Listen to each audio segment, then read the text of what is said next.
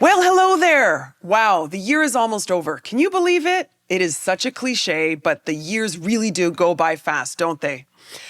As I was planning episodes for the end of this year, I kept going back to one of my favorite topics, gift giving.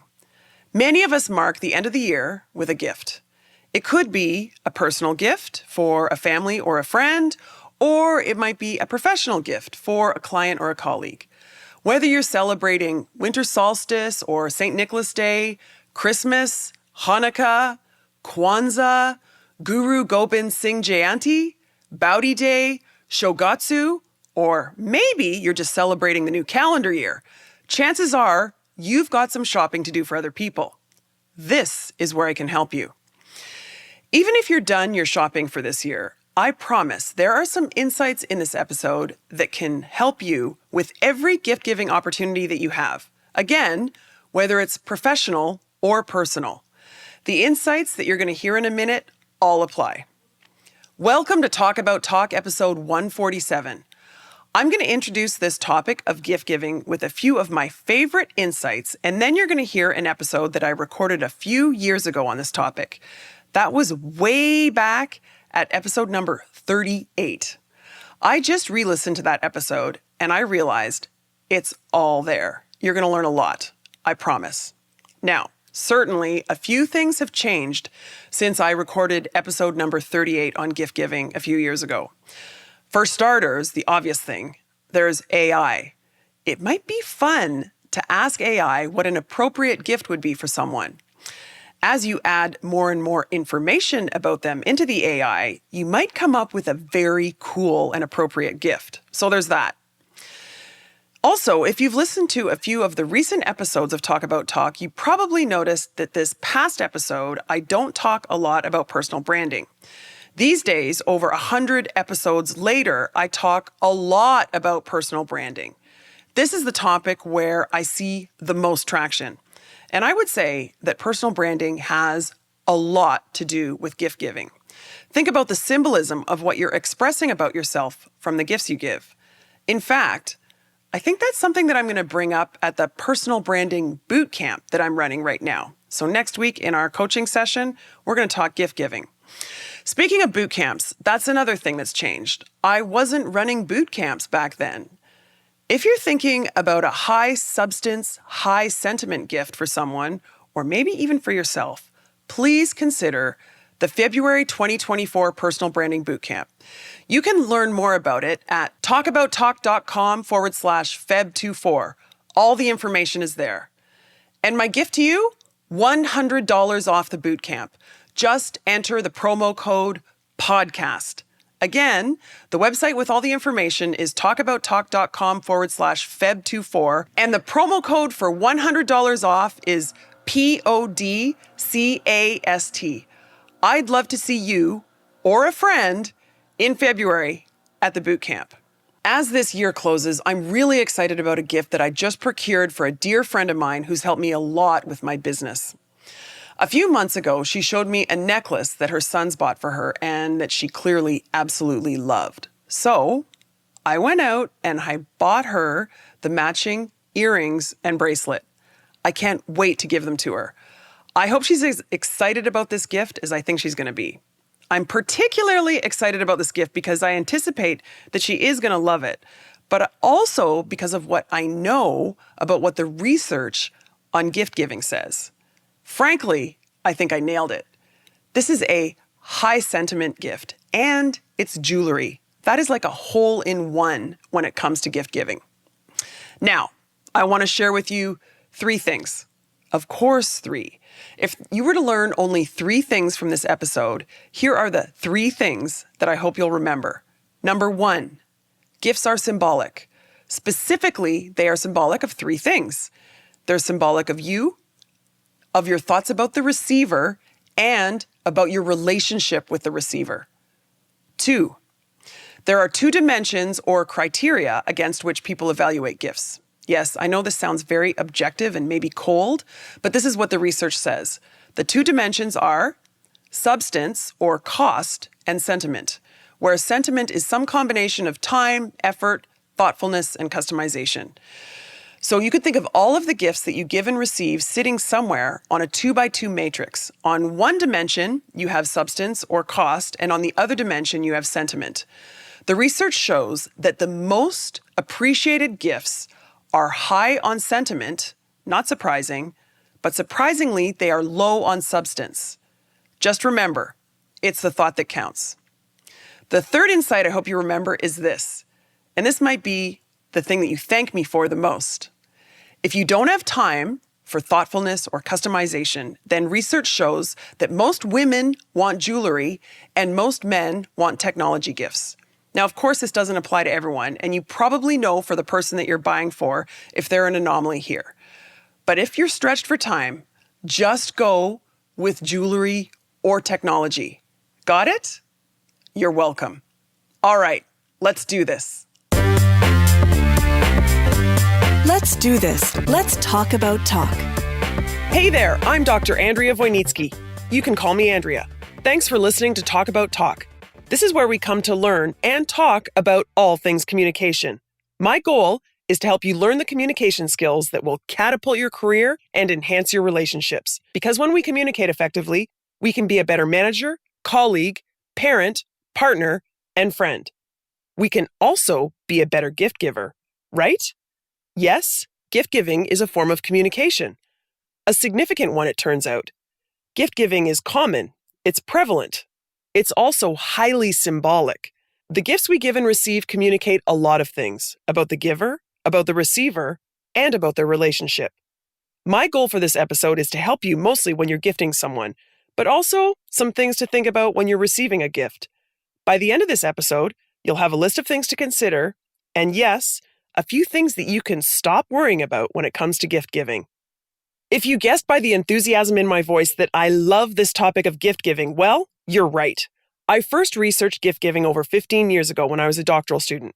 Those of you who have listened to previous Talk About Talk podcasts may recall that my main topic of academic research when I was a student was word of mouth. It occurred to me at the time that word of mouth, or consumer recommendations about what to buy and warnings about what to avoid, was kind of like a gift from one consumer to another. So, at the time, I decided to study gift giving to help me with my word of mouth research. Well, I can tell you that research on gift giving has stayed with me. I can't be in a room when a gift is being opened, whether the gift is from me, or to me, or even if I'm just an observer. I always go back to thinking about this research. It's like having a whole different lens through which you can observe the gift giving phenomenon. Are you curious? I can't wait to share this stuff with you. Okay, let's do this. First, context. You know that feeling when you give a gift to someone and they absolutely love it? It feels fantastic, doesn't it? The opposite is true too, though. Gifting fails. Have you ever put a lot of time and effort into finding an amazing gift for someone, and then when the person opens it, you realize you bombed? I can tell you personally that has happened to me more than once, and it really hurts, especially when the receiver, is important to me, and especially when I thought I nailed it. It makes me question, how well do I know this person? And all sorts of things. I'm not sure if you ever considered this before, but gift giving is a form of communication. Have you ever considered that? Well, that is why we're doing this podcast. Gifts communicate things about us as givers, also what we think about the receiver, and about what we think about our relationship with the receiver. Layer onto that, gifts are also highly susceptible to encoding and decoding errors. In other words, misinterpretation, communication fails, can and do happen frequently in the gift-giving process. So trust me, this gift-giving stuff is worth knowing. Some of the research isn't too surprising. So, for example, the significance of reciprocity in gift-giving. Of course, we're supposed to reciprocate, right? But in this podcast, you'll learn what the research says about gift-giving dynamics so that you can become a better gift giver and a better gift receiver, or at least a more informed one. Let's start then with the significance of gift giving. There is no question that gift giving is significant. There are two main reasons for this. First, the prevalence of gifts, and secondly, the symbolism associated with gifts. In other words, gift giving is frequent and it has deep and multiple meanings. So researchers in the area of anthropology, economics, sociology, psychology, and consumer behavior have examined this gift-giving phenomenon in detail, and they concluded that gift-giving is a process that integrates a society, and that the significance of gift-giving is uncontested in terms of retail sales alone, accounting for about 10% of retail sales in North America. That is huge! 10% of retail sales. In fact, there are even gift stores, right? We have birthday gifts, teacher gifts, hostess gifts, thank you gifts. I could go on and on. Clearly, gifting is frequent. It is a significant part of our culture. It's also symbolic, as I said. Symbolic of the giver's beliefs about the receiver, and about the relationship between the two of them. Gifts can reinforce important relationships, take them to the next level, or even destroy them. Have you ever noticed how gift giving is a common complaint about people after they break up? It's true, right? And by the way, if you're one of those people that thinks that gifts don't matter, that they aren't significant, well, there's symbolism in that too. All this symbolism is probably why gift giving induces anxiety. Much of the gift-giving research is focused on the premise that the obligation to give and receive may spark tension or anxiety. Also, there's a strong evaluative component that exists at every stage of the gift-giving process. What do I mean by that?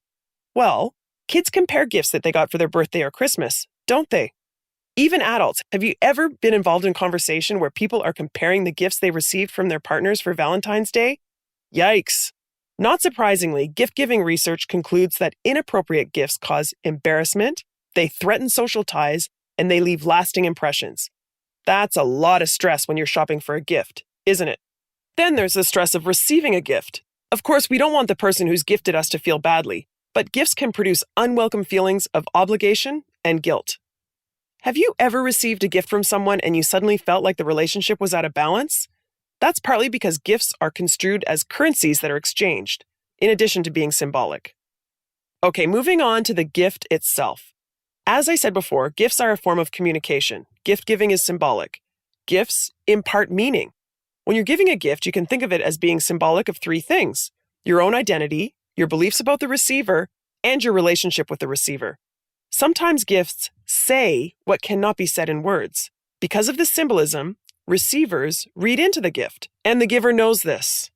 Consider two people who are dating. There's the symbolism associated with traditional gifts like flowers or chocolate, or when someone insists on paying for a meal. That's a gift, right? Or the gift of jewelry. That's all symbolic communication. Gifts can express all sorts of things, including things like, I'm interested in you. I have power over you. I'm grateful. I'm sorry. We are compatible. That's a big one. And gifts can even indicate the resources that I have available, my affluence. That's a lot of pressure to find the right gift, right? Well, I want to share with you a gift-giving model that can help us think about this in a way that seems much more rational.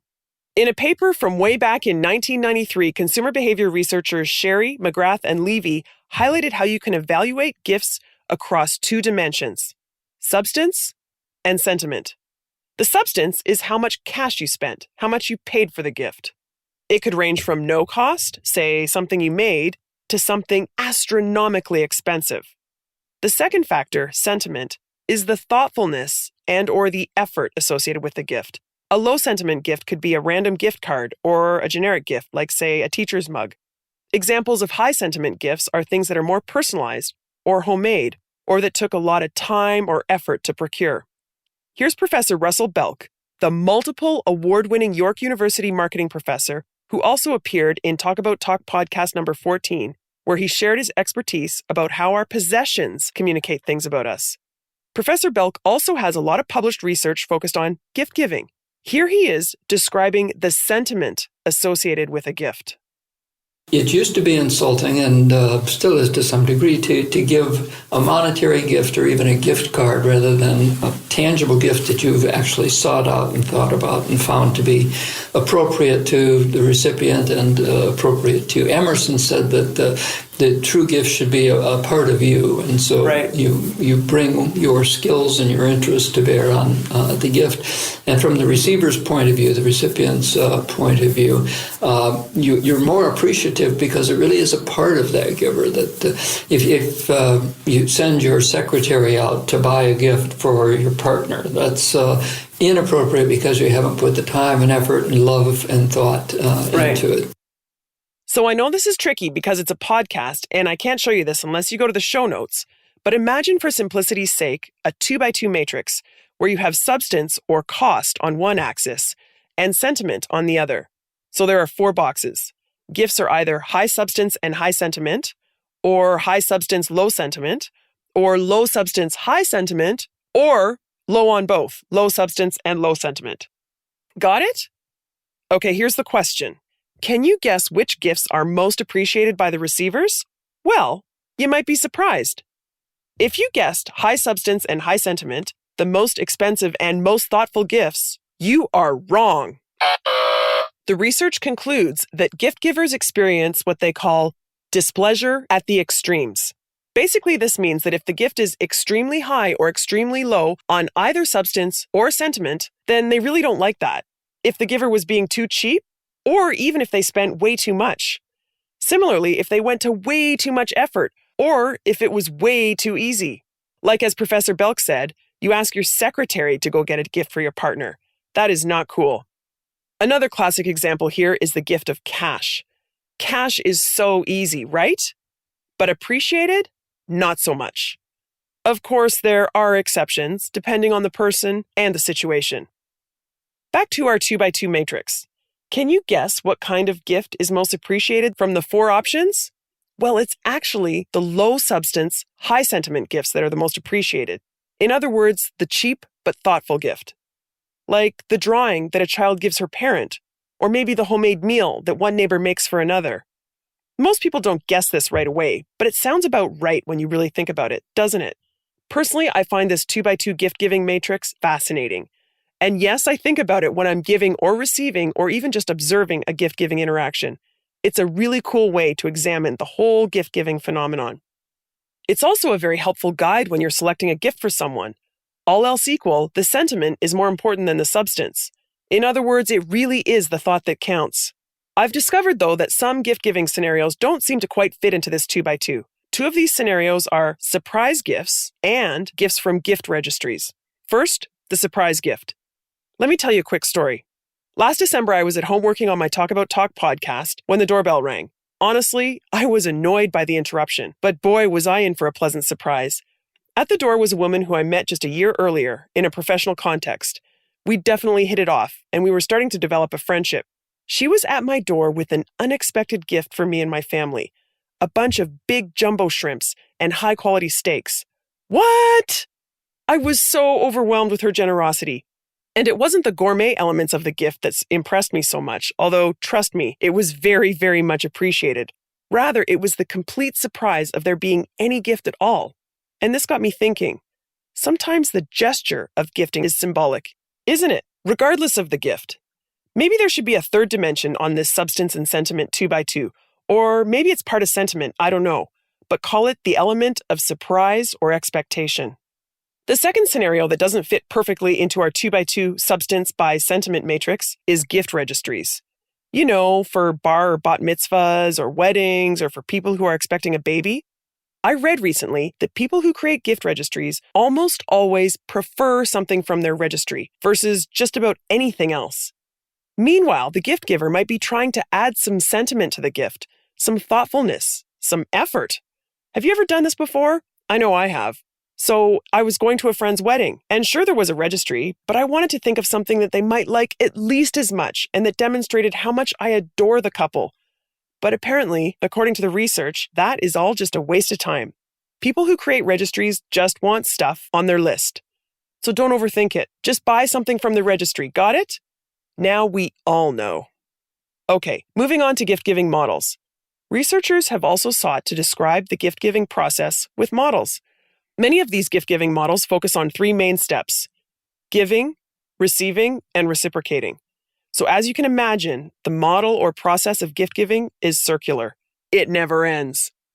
The giving stage includes elements such as choosing the gift, creating or procuring the gift, wrapping it, and presenting it. The receiving stage includes elements like unwrapping the gift, identifying it, thanking the receiver, and displaying the gift. The reciprocation includes identifying an obligation and an occasion to start all over again, this time as the giver.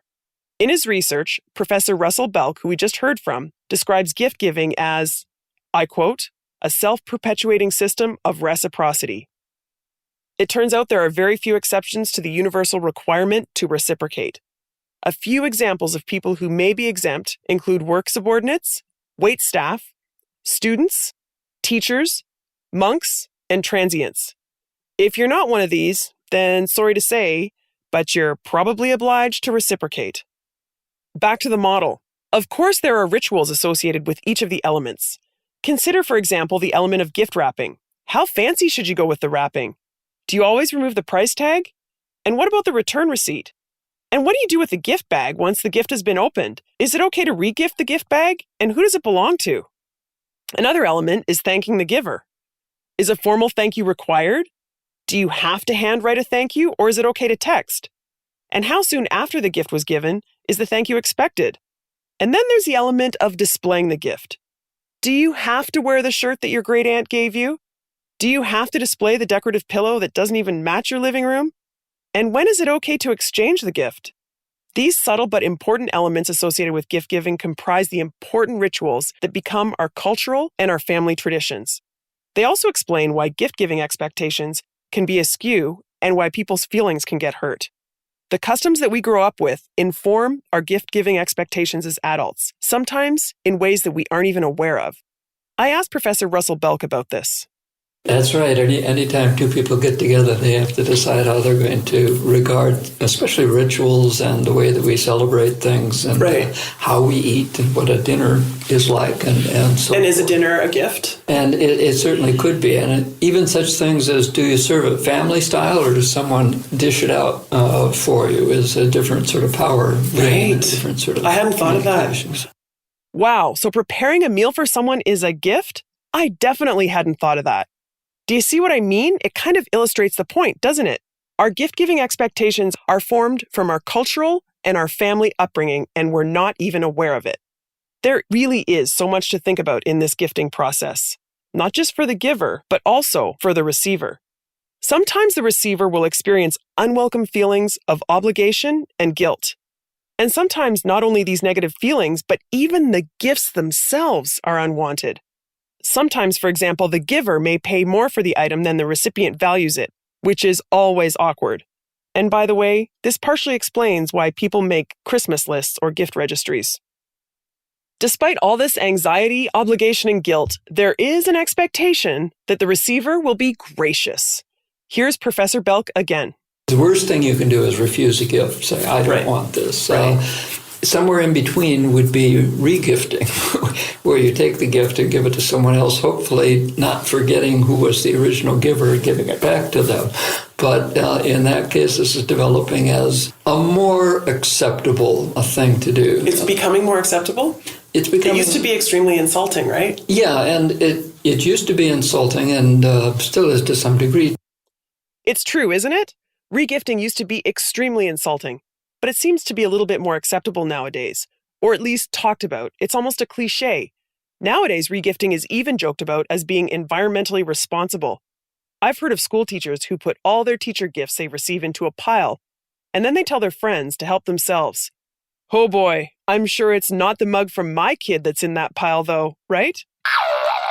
Speaking of teacher gifts may fall into the category of what we call token gifts. They are small.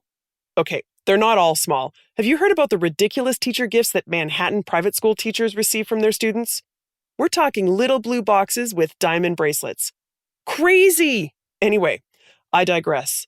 Token gifts are small, they are usually less personal, and they're often expected or anticipated gifts that symbolize or communicate gratitude. Hostess gifts may fall into this category. A bottle of wine, some cocktail napkins, some flowers. A relatively simple gift that communicates gratitude. You can probably imagine giving token gifts like these to someone that you don't know very well, right? The relationship between the giver and the receiver is always an important consideration, and it's the last element of gift giving that I'm going to talk about. The nature of gift giving changes as relationships change. As relationships progress, gifts can become more costly and more personal. So yes, remember the 2x2 matrix? Well, as relationships progress, gifts typically move from the low substance, low sentiment to the high substance, high sentiment quadrant. And of course, people misfire with their gift giving all the time. Giving too much, too little, or too late can strain a relationship. Gifts can also signal compatibility or incompatibility in a relationship.